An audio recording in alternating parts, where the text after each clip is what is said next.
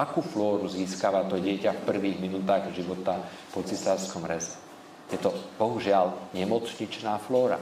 Tá sterilná plodová voda po porode, následné osídlenie bakteriálnou flórou zohráva extrémne dôležitú úlohu na všetky civilizačné ochorenia. Neexistujú antibiotika, neexistujú lieky, ktoré by mohli riešiť tieto stavy, ako tá komunikácia matka-dieťa. To dieťa komunikuje s mamičkou cez prsník prostredníctvom baktérií. Oni si menia aj genetickú informáciu a aj nastavujú si imunitný systém. Mne bohužiaľ občas volajú mamičky, že chcú nám darovať materské mlieko a musím povedať, prepáčte, ak odsajete doma, ja vám to nemôžem prevziať.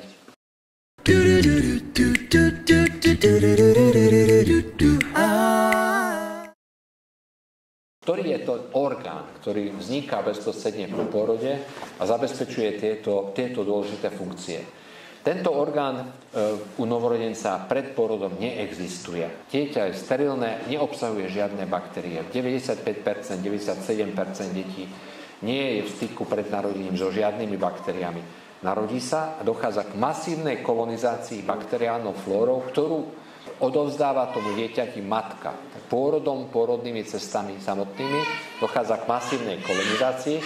Hovorili sme si aj na začiatku, že to je bakteriálna flóra mamky, ale aj otca, ktorá osídluje toho novorodenca. A prečo to je tak? Pretože táto flóra spúšťa a nastavuje imunitný systém, nakoľko toto dieťa ide potom do tej domácnosti toho otca a tej matky. Čiže už sa bezprostredne po porode chystá na to prostredie, v ktorom bude žiť. Čiže preto je veľmi dôležité, aby bol ten prirodzený pôrod, pretože prirodzený pôrod zabezpečuje to, aby sa to dieťa optimálne osídlilo. Tak si to predstavte, že ako to je pri tých cisárskych rezoch. Akú flóru získava to dieťa v prvých minútach života po cisárskom reze? Je to bohužiaľ nemocničná flóra. Tak akú flóru by ste vy chceli mať bezprostredne po porode v prvých hodinách života? Paradox je, a málo kto si uvedomuje, že náš genom je viac v 95% tvorený genetickou informáciou, ktoré pochádzajú z tých baktérií. Čiže keď sa osídluje ten novorodenec, za krátku chvíľu objem baktérií, ktoré sú v jeho tele, je tvorený asi objemom jeho hlavičky. U dospelého človeka je objem baktérií, ktorý všetci tu, čo sedíme, máme, približne veľkosti objemu našej hlavy. A si predstavte tie malilinké baktérie, ktoré máme v tele, v takomto objeme, aké obrovské množstvo genetickej informácie nesú. Čiže len 5% genetickej informácie je našej, 95% je bakteriálna genetická informácia. Čiže to obrovské množstvo baktérií, ktoré máme v črevách, prostredníctvom pajerových plakov priamo komunikuje s našim centrálnym nervovým systémom. Baktérie, ktoré nás osídľujú a vytvoria určitý mikrobióm, vytvárajú určitý ekosystém. A v dnešnej dobe je strašne dôležité, aby sme žili v ekosystéme, ktorý sa sám udržiava a má určitú rovnováhu.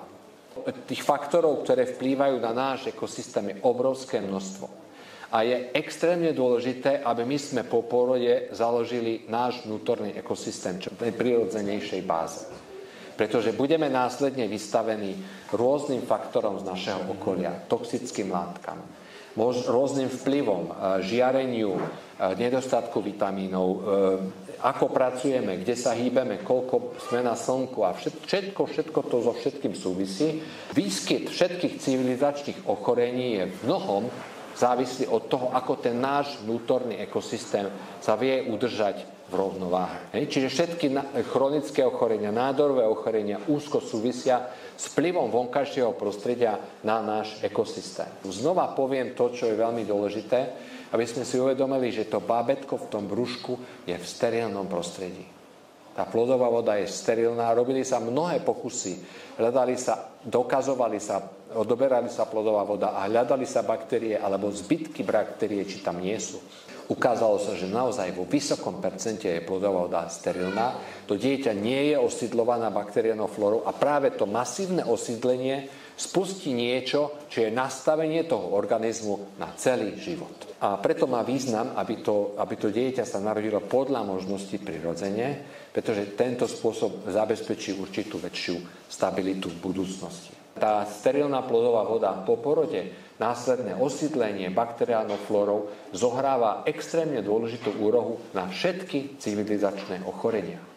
To dokázala veľká štúdia, kde všetky deti, ktoré sa rodili cisárskym rezom, mali vyšší výskyt alergií, hypertenzii, diabetu, ako deti, ktoré sa rodia spontánne. Keď sa robia veľké štatistiky a veľké súbory, tam sa to ukázalo. A vysvetľuje sa to práve s tým, že tá prirodzené osídlenie zohráva pre to dieťa extrémne dôležitú úlohu a ten imunologický programming a metabolický programming, preto hovorím aj metabolický programming, lebo civilizačné ochorenia, ateroskleróza, hypertenzia, to je metabolické ochorenie. Chronické zápalové ochorenie, pomalý zápal, ktorý beží pri ateroskleróze, to je metabolické ochorenie. A my sa vieme najlepšie nastaviť proti tomu tak, že už pri porode vlastne urobíme všetko preto, aby to bolo v poriadku.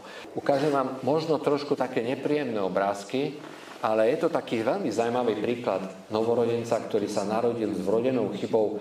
Niekoľko týždňov pred porodom vlastne tie črievka cez defekt brušnej steny vyšli mimo brúška. Po porode, vidíte, tie črievka boli akože naozaj v dobrej kondícii, zdravé črievka. Podarilo sa veľmi elegantne v priebehu hneď prvých, 15 hodín vložiť tie črievka do brúška toho novorodenca, bez toho, aby sme museli robiť nejaké radikálne veľké operácie, veľmi šikovne sa to dalo, lebo to črievko nebolo dlho mimo brušnej dutiny a to brúško bolo dostatočne veľké, zmestili sa dnu. Hneď tretí deň po pôrode sme už vedeli dávať čerstvé materské mlieko, nepasterizované. Tým čerstvým mliekom dieťa dostávalo bakteriálnu flóru mamky a osídlilo sa prirodzenou flórou a v priebehu 2 týždňov išlo domov. To je napríklad pacient 600-gramový novorodenec narodený v 25. týždni, ktorý sa narodil mamičke, ktorá mala streptokokovú infekciu. Ona mala vysoké teploty, septický stav, ona musela byť liečená. Gravidita sa musela ukončiť preto, lebo ona mala bakteriálnu sepsu streptokokmi. Aké mlieko sme tomuto dieťaťu dávali? Mamičku sme vyliečili, preliečili. 6. deň života dostávalo toto dieťa 5-6 ml vlastného čerstvého materského mlieka, pretože toto jej mlieko obsahuje špecifické protilátky proti tým baktériám, ktoré to dieťa ohrozujú. Čiže vlastne to spojenie matky s dieťaťom, a to je to, k čomu sa snažím inklinovať, aby sme to chápali a vedeli, je strašne dôležité. Nastavenie, neexistujú antibiotika, neexistujú lieky, ktoré by mohli riešiť tieto stavy, ako tá komunikácia matka-dieťa. A budeme hovoriť o tom, ako komunikuje matka-dieťa trošku neskôr. Chcem vám ukázať ešte jeden veľmi raritný príklad novorodenca, ktorý sme riešili asi pred viac ako 3 rokmi, to bol 4 rokmi. To bol novorodenec, ktorý mal ťažký defekt chrbtice, zistený ešte pred narodením. Mamička sa rozhodla, že urobí všetko preto, aby to dieťa malo vyššiu šancu. V 21. týždni tehotenstva odcestovala letecky do São Paulo, do Brazílie. Tam ju pani doktorka intrauteríne zoperovala, endoskopicky vošli do maternice, urobili plastiku tej obrovskej otvorenej krptice, prikryli miechu, prikryli prirodzenou kožou, následne dali ďalšiu vrstvu syntetickej kože a dieťa ďalej prebiehala gravidita do 34. týždňa, ešte ďalších 6-7 týždňov prebiehala gravidita, potom sa u nás narodilo. A čo si myslíte, čo sme dávali na túto kožu počas ďalších 2 mesiacov? Akým spôsobom sme ho ošetrovali? Dávali sme tam silné antibiotika, lokálne maste? Asi nie. Dávali sme čerstvé materské mlieko do pusy toho dieťaťa a lokálne sme tú kožu ošetrovali čistým fyziologickým roztokom 2-krát a neskôr 1-krát denne. Ale sme to prekrývali. Žiadne antibiotika, žiadne chemikálie, nič. Toto je budúcnosť. To je fotografia z roku 2017, keď som bol v Turku, vo Fínsku, kde každé jedno dieťa je ošetrované spolu s matkou, aj keď je predčasne narodené. Ako náhle vidíte, to je babetko, ktoré ešte má hadičky v nose, A príde otecko a strávi 2-3 hodinky v jeho náručí, spinka mu na náručí, prístroje, monitory, všetko kontrolujú, tam je mamička s ním. Mamička sa o neho stará. Ako náhle to je možné, už sú spolu, aby tá bakteriálna flóra tej rodiny tam bola, lebo tá flóra ho bude chrániť.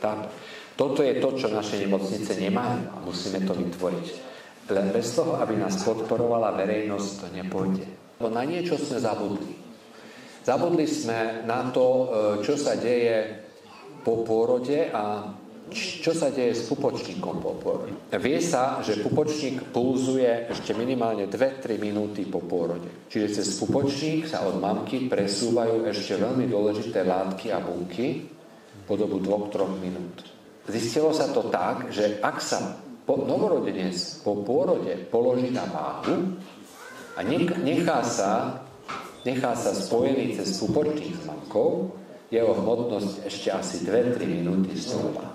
To znamená, že cez pupočník sa presúvajú veľmi dôležité látky a najmä sa presúvajú kmeňové bunky. A kmeňové bunky to sú pluripotentné, ako bunky, ktoré sú základom pre tvorbu rôznych buniek v tele a tieto pluripotentné bunky sú schopné opravovať poškodené štruktúry v tele novorodenca. Čiže ak my necháme dotepať ten pupočník, bunky, ktoré sa presúvajú pupočníkom do tela toho novorodenca po porode, sa vychytávajú na tých miestach organizmu, ktorý bol poškodený samotným pôrodom a veľmi rýchle naprávajú tieto štruktúry. To bolo dokázané pomocou izotopov. Zobrali tie kmeňové bunky externe, označili ich izotopmi a dávali im do obehu novorodencov, ktorí mali nejaké komplikácie, a vychytávali sa presne na tých miestach, kde boli poškodené tkanina v mozgu, v srdcovom svali. A keď teda sa rozhodnete, že by ste si túto pupočníkovú krv nechali odložiť, tak vy si vlastne odložíte z pupočníkovej krvi tie pluripotentné bunky, ktoré sa môžu uložiť, zamraziť, skladovať a následne v neskôršom období by sa mohli použiť. Ale pozor, pri nádorových ochoreniach toho dieťaťa sa jeho bunky nemôžu použiť. Čiže jeho bunky sa môžu použiť len pre súrodenca. Pretože jeho bunky majú genetickú informáciu, ktorá je už daná a mnohé nádory, najmä nádory hematopoetického systému, majú genetický základ. A nemôžeme naprávať choré bunky tými istými bunkami toho istého organizmu. My potrebujeme naprávať inými bunkami. Veľmi často túto otázku riešime, lebo pre nás je kľúčové, aby to mlieko sa podávalo čerstvo odsaté vlastnej mamky a robíme všetko preto, aby sme vlastne nevylúčili to dojčenie. A samozrejme, že mamičky potrebujú brať niektoré lieky, potrebujú brať antiepileptika, potrebujú občas brať antibiotika. Všeobecne platí, že tie jednoduchšie lieky, ktoré sa dlhšie používajú, sú lepšie overené v praxi, že sa naozaj v tej gravidite môžu užívať a že nemajú žiadne závažné nežiaduce účinky. Vstrebávajú sa cez to mlieko a dostáva ich aj to dieťa cez to mliečko, ale nedostáva ich v takých dávkach, že by ich mohli ohroziť. Čiže ak je to potrebné, tie lieky tá mamina musí brať. Keď, povedzme, sú to nejaké látky, ktoré sú vo vysokých dávkach, tak na nejaký čas je nutné vlastne prerušiť to dojčenie. Ale je to treba prediskutovať a my robíme všetko preto, aby sa to dojčenie neprerušovalo. Veľmi často sa s tým stretávame, že užíva mamička niektoré lieky a že sú kontraindikované v dojčení. My zvažujeme, či tie dávky, ktoré dostáva, sú naozaj toxické pre to dieťa, koľko sa z toho vstreba. Niektoré sú absolútne kontraindikované, ale väčšina liekov sa v tej gravidite dá užívať. Je treba dať veľký pozor na hormonálne lieky, na kortikoidy. Tie sú pre to dieťa nebezpečné z iných dôvodov, z iných hľadisk. Hej. Takže vždy je priorita to, aby to dojčenie pokračovalo ďalej a treba to rozdiskutovať podľa toho. Ale raz, keď tá mamička musí užívať nejaké lieky, tak potom je priorita, aby ona bola v poriadku, aby mohla to dieťa dojčiť. Perfektná otázka, ďakujem pekne. Dostali sme sa k tej veľmi podstatnej informácii. Prisaďte sa k prsníku, pre to dieťa je najdôležitejšie a pokúsim sa vám vysvetliť, že prečo. V puse máme obrovské množstvo baktérií. Aj ten novorodenec, aj to dojča má veľké množstvo baktérií v puse. Tie baktérie v puse sa zmiešajú s tým materským mliekom a keď sa je, tie baktérie sa presúvajú aj do prsníka mamky. Čiže baktérie z pusy dieťaťa sa nachádzajú niekedy až v hĺbke 2 cm v prsníku mamičky. Tam reagujú tie baktérie s imunitou matky a následne baktérie, ktoré zreagovali s imunitou matky, sa presúvajú naspäť do pusy toho dieťaťa. Čiže to dieťa komunikuje s mamičkou cez prsník prostredníctvom baktérií. Oni si menia aj genetickú informáciu a aj nastavujú si imunitný systém. A preto stále hovorím, že čerstvo odsaté, lebo áno, mnohokrát sa stane, že to dieťa nemôže byť dojčené, lebo ja by som najradšej vložil vždy na papanie celú mamku do inkubátora, aby tam vložila prsníky a dojčila tam. Nie kvôli tomu, že ja by som sa na to rád pozeral, ale kvôli tomu, aby to dieťa dostalo čerstvé materské mlieko rovno z pusy. Hej? Aby tá komunikácia bola obojstranná.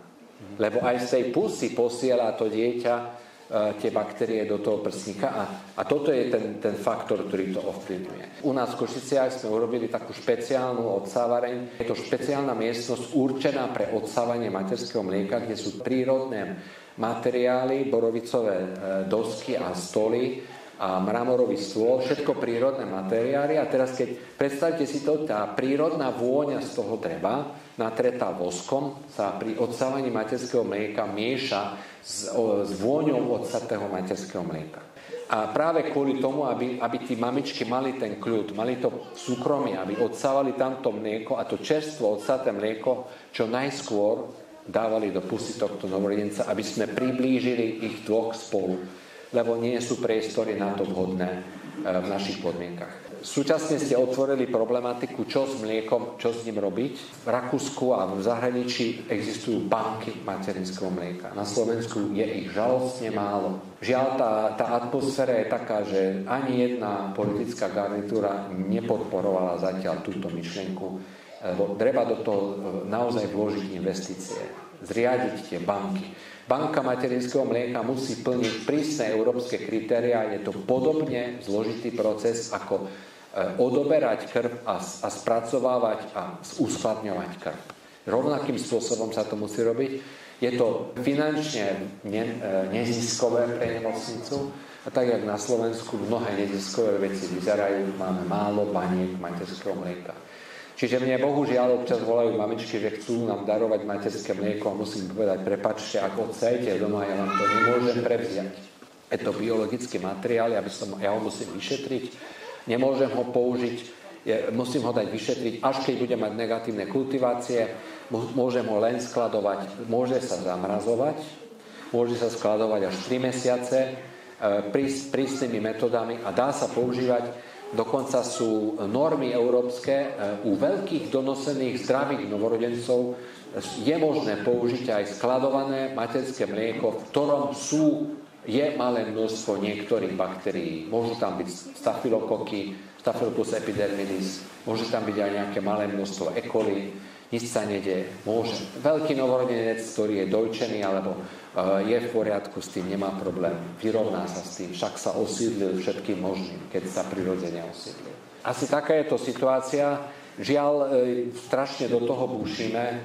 Európska únia má prísne odporúčania. V Čechách, Českých Budejoviciach majú veľmi veľkú banku materinského mlieka a tam už zašli tak ďaleko, že obohacujú materské mlieko materským mliekom.